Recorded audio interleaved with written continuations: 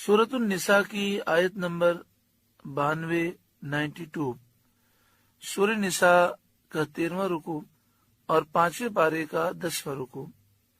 اللہ رب العالمین نے ارشاد فرمایا وَمَا كَانَ لِمُؤْمِنٍ أَن يَقْتُلَ مُؤْمِنًا، اور مسلمانوں کو نہیں پہنچتا کہ مسلمان کا خون کرے، إِلَّا خَطَأً، مگر ہاتھ بہک کر، یعنی کوئی مسلمان کسی مسلمان کا قتل نہیں کر سکتا، ایسا کام مسلمان کر ہی نہیں سکتا۔ ہاں، ہاتھ بہک جائے اور غلطی میں کسی کا قتل ہو جائے، یہ اور بات ہے۔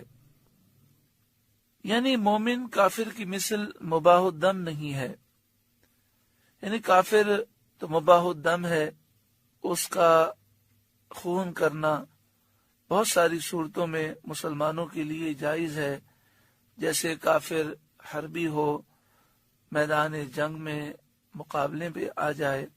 کافر کا حکم پچھلی آیات میں بیان ہو چکا، تو مسلمان کا قتل کرنا بغیر حق کے روا نہیں۔ بعض صورتیں ایسی ہیں جس میں شریعت اجازت دیتی ہے، جیسے مسلمان قاتل ہو تو حاکم اسلام قتل کے بدلے اسے قتل کر دے، جبکہ مقتول کے ورثاء قصاص چاہتے ہوں۔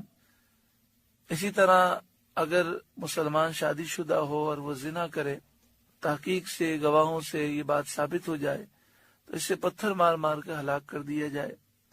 اسی طرح مسلمان اگر مرتد ہو جائے تو اسے 3 دن تک مہلت دی جائے، اسے سمجھایا جائے، پھر بھی دوبارہ اسلام قبول نہ کرے تو اسے قتل کر دیا جائے۔ اسی طرح مسلمان بغاوت کرے تو اس کی سزا قتل ہے۔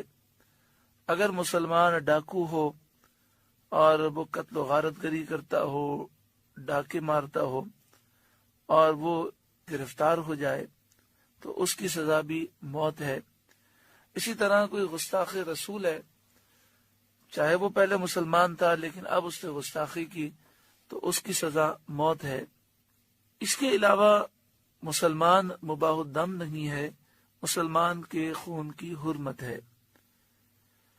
مسلمان کی شان نہیں کہ اس سے کسی مسلمان کا قتل ہو جائے، یعنی ایک مسلمان ایسا کر ہی نہیں سکتا جو اسے اللہ تعالیٰ نے ایمان کا نور عطا فرمایا ہے۔ ہاں، خطا ہو جائے یہ اور بات ہے۔ خطا کی مثال یہ ہے کہ شکار کو مارتا تھا یا کافر حربی کو مار رہا تھا اور ہاتھ بہک گیا اور زد پڑ گئی مسلمان پر، یا تیر یا گولی مسلمان کو لگ گئی، یا یہ کہ کسی شخص کو کافر حربی سمجھ کر مارا اور وہ تھا مسلمان۔ وَمَا كَانَ لِمُؤْمِنٍ أَن يَقْتُلَ مُؤْمِنًا إِلَّا خَطَأً، اور مسلمانوں کو نہیں پہنچتا کہ مسلمان کا خون کرے مگر ہاتھ بہک کر۔ وَمَن قَتَلَ مُؤْمِنًا خَطَأً، اور جو کسی مسلمان کو نادانستہ قتل کرے، خطا میں قتل کرے، فَتَحْرِيرُ رَقَبَةٍ مُؤْمِنَةٍ، تو اس پر ایک غلام مسلمان کا آزاد کرنا لازمی ہے۔ وَدِيَةٌ مُسَلَّمَةٌ، اور دیت جو سپرد کی جائے الی اہلہ، مقتول کے ورثاء کو، الا ان یصدقوا، مگر یہ کہ مقتول کے ورثاء وہ دیت معاف کر دیں، یعنی اس کے وارثوں کو دیت دی جائے۔ جس طرح مرنے والے کی جائیداد تقسیم ہوتی ہے، اس طرح دیت مقتول کے ورثاء میں تقسیم ہوگی۔ دیت مقتول کی جائیداد کا حکم رکھتی ہے، تو جس طرح کسی کا انتقال ہو جائے اور اس پہ قرضہ ہو تو جائیداد سے قرضہ اتارا جاتا ہے، اس سے وصیت کی ہو تو جائز وصیت جائیداد میں جاری ہوتی ہے۔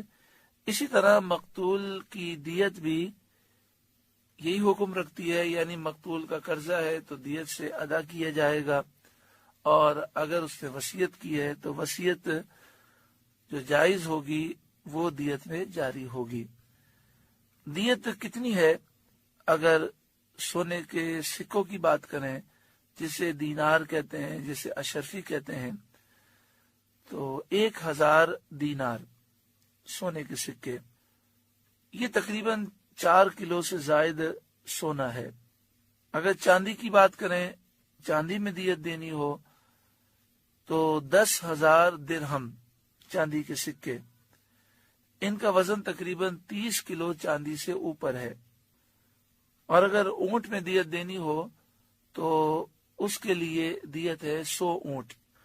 اب مرضی ہے 100 اونٹ دے دیں یا 10,000 درہم چاندی دے دیں جس کا وزن 30 کلو چاندی سے زائد ہے، یا پھر 1000 دینار سونے کے سکے دے دیں جس کا وزن 4 کلو سونے سے زائد ہے، یا پھر ان تینوں میں سے جس کی چاہے قیمت دے دیں۔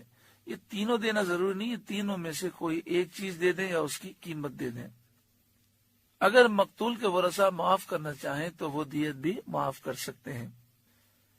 فَإِن كَانَ مِن قَوْمٍ عَدُوٍّ لَكُمْ، پھر اگر وہ شخص جو خطان قتل کیا گیا مقتول اس قوم سے ہو جو تمہاری دشمن ہے، یعنی اس کے رشتہ دار کافر ہوں، وَهُوَ مُؤْمِن، اور وہ مقتول خود مسلمان ہو، فَتَحْرِيرُ رَقَبَةٍ مُؤْمِنَةٍ، تو صرف ایک مسلمان غلام کا آزاد کرنا لازمی ہے۔